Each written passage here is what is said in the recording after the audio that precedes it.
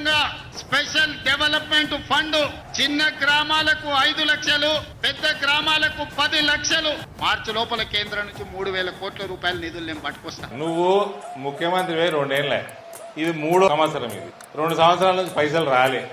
నువ్వు ఎలక్షన్లు పెట్టక, ఇప్పుడు ఎలక్షన్లు పెడితే సర్పంచ్ లైన్లు నీవు వద్దు, నీ టికెట్లకు పైసలు దండగా నువ్వు పోకు, నువ్వు ఉన్నావు ఇంత, ఆ సంచులు ఎక్కువ ఉంటాయి 3,000 కోట్లు అంటే అది మోసోడు ఇంత చేత కాదు, నువ్వు మోయకు, అంత కష్టపడకు.